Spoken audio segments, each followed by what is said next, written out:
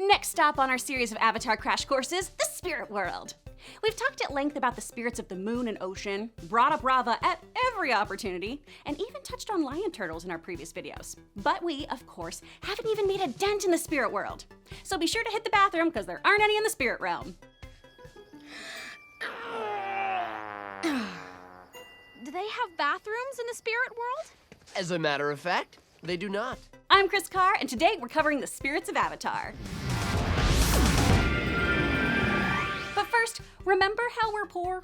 Please consider helping out our little channel by checking out our Patreon page and seeing if one of our tiers works for you. We'll thank you with shout-outs, behind-the-scenes looks, and more. You're poor too? Oh, that's a bummer. But watching, liking, sharing, subscribing, and hitting that dang bell, those are all free, awesome ways you can support NerdWire. Are you strong? Are you fearless? Do you have what it takes to battle the spirits? Before diving into my list of spirits, let's cover where these entities call home. The spirit world is a parallel plane of reality that coexists alongside the physical, human world. These immortal entities typically embody different aspects of nature. These spirits are all affiliated with either the light or the dark, usually depending on who won the last convergence, Rava or Vatu. Rava is the great spirit of light, balance, and peace, while Vatu is the spirit of darkness and chaos. Since the beginning of time, we have battled over the fate of this world. And for the past 10,000 years, I have kept darkness under control. The light and dark spirits cannot exist without each other. So, even if one manages to defeat the other, their counterpart will always come back over time. Occasionally, humans are able to join the spirit realm after death. So to be clear, in the world of Avatar, the spirit realm isn't a cut and dry afterlife. That being said, people who naturally possess spiritual energy, or who had a powerful connection to the spirit world during their lives, could transcend the mortal plane once they passed on, and could exist in the spirit realm. So when my work was done in the material world, I chose to leave my body behind and come to the spirit world. Humans who become spirits this way seem to become more of an idea or essence as time passes. Like how Iroh still looks quite human when we see him, whereas the painted lady looks a lot like a ghost. Spirits can also possess a person's body for little bouts at a time. When this happens, you'll notice that the human will physically take on some of the spirit's characteristics, like how Yao took on tree-like characteristics. If a spirit lingers in a host for too long, the host will die. If I stayed in there any longer, I would have killed him, which I did consider. Oh, wow, I probably should have a better transition from like, if they're inside you too long, they're gonna kill you. But I don't! Let's get to them spirits! Iight. What a fantastic spirit to kick things off with! The Iight Spirit is the caretaker of the spirit oasis within the spirit wilds. Although Iight once was tremendously wary of humans, the spirit became great friends with Wan. He even nicknamed Wan Stinky, like a little pet name. The Iight Spirit and Wan protected over the oasis together until Wan left to find other lion turtle cities. I'm proud to call you my friend, Stinky. Thank you for everything. This spirit is unsurprisingly based on the Iight, a large lemur native to Madagascar.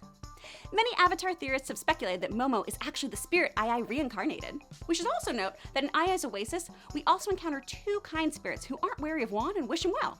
If you know the names of these two cuties, let me know in the comments below. What a great idea! That'll be fun! Baboon Spirit. Aang encounters this irritable spirit while seeking advice on how to handle the Fire Nation. This spirit is all about tranquility. We need to find the moon and the ocean spirits. Go away. Fun fact! Even though the Baboon Spirit's voice actor isn't listed on the end credits of The Siege of the North Part 1, the creators state on the DVD commentary that none other than Mark Hamill gave him that distinctive sound. You're still here? Yes, I need... Oh! Dragonbird Spirit. This legendary Pokemon-looking spirit is known to nest in the mountains. When they're just babies, they're most entirely purple, with teeny tufts of pink feathers along their wings. Once they're fully grown, they develop yellow and red feathers. These spirits are mostly bird-like, with serpentine bodies and dragon-like ears and horns. Now, these creatures always reminded me of the mythical phoenix, and not just in appearance, but in behavior. Dragonbird spirits are said to be fiercely loyal to those that care for them, and it turns out their design is based on the Chinese phoenix.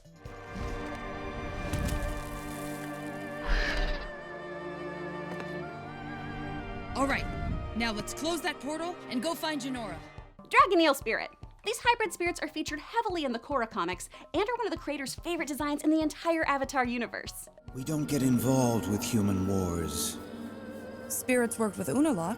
He was misusing Vatu's power during harmonic convergence. Dragonfly Bunny Spirits. While these spirits are super friendly, Dragonfly bunny spirits won't appear before humans unless they feel a strong spiritual connection with a particular person, or are told to show themselves by a person they fully trust. It's okay. You can show yourselves. Wow. How did you do that? They can develop strong attachments very quickly. We of course see this with Bonjun, aka Boomy Jr. This sweet little Dragonfly bunny spirit became BFFs with Boomy while at the Eastern Air Temple. And even though this little spirit can't talk, you can tell he just adores Boomy. But not so much as knitting. If you don't want to wear the sweater I made you, that's fine. Fog Spirit. The Fog of Lost Souls is a boundless prison for humans inside the spirit world. Inside, the Fog Spirit can infect the minds of those trapped there, driving them insane by imprisoning them inside their darkest memories. How long can you be trapped in here? I am Zhao the Conqueror. I am the Moon Slayer. I will capture the Avatar. It's like a way cooler, more effective smoke monster from Lost. Topical! But then again, so is this show, because it's 15 years old. Frog Spirit! Another creature of the spirit wilds, the Frog Spirit could morph into different sizes, allowing him to fend off any threats. The Frog Spirit's voice would change depending on the size as well. How'd you like it if I started walking all over you? Oh, you're just a little frog. Who's little now? In Korra, we come across a similar frog spirit, Mei Jim. This spirit has two heads, a female head named Mei, and a male head named Jim. They fell in love and decided to get hitched. Aww. Also, ew. How can you marry each other? Aren't you... Complete opposites? I know! Guardian spirits. When aligned with the light, these are friendly spirits and serve as guides within the spirit realm. They can even teleport. When the Guardian goes dark, though, it gets much more aggressive and territorial.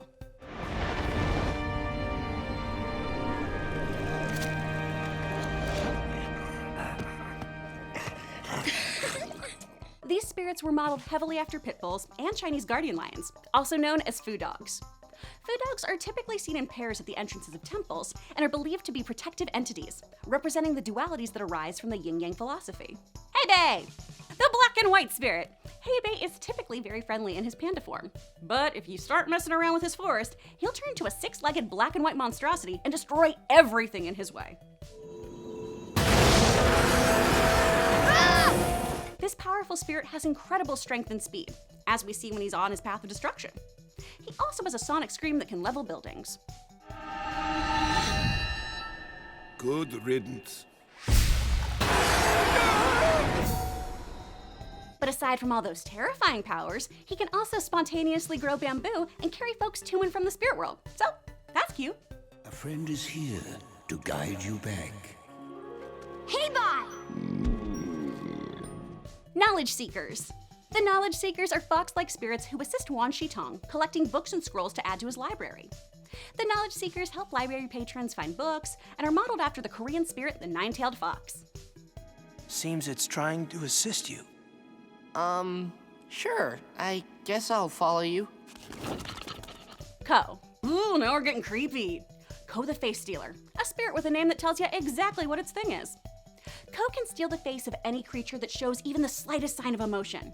Hence people, like Aang, trying to remain completely inexpressive while talking with them. It's been a long time since I've added a child's face to my collection. Even after he face swipes, the creature will survive and just be faceless. You're just a curly-tailed blue nose. Ko was born to the Mother of Faces thousands of years before the 100-Year War. Ko is almost as old as the spirits of the moon and the ocean, and can recall when they made the switch to physical forms as koi fish. If you want a super in-depth discussion on this fish, head over to our video on waterbending. Legend says that Ko chose to steal faces in order to feel close to his estranged mother. We learn more about the Mother of Faces in Dark Horse's Avatar comics. Iight Spirit. This spirit can transform into a tiny white puppy, so obviously this is an adorable fan favorite. Wait, I met you at the Tree of Time. You should have told me who you were. If I did, would you have followed me? The Iight Spirit can also fly, using the leaves on his head to whiz through the air. The Painted Lady. This river spirit can be found in the Fire Nation, where locals worshipped the Painted Lady and raised monuments in her honor. As I touched on in my intro, the Painted Lady was a human who had an extremely strong connection to the spirit world, and, upon her death, transcended the mortal realm and became a spirit. Thank you.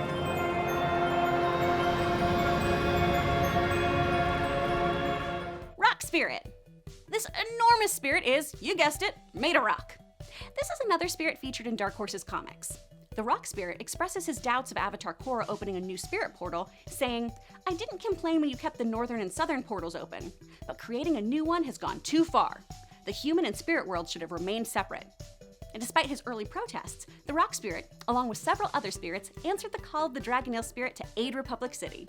Wanshan. He who knows 10,000 things, Wanshan is a giant owl spirit who collects information in his ginormous library.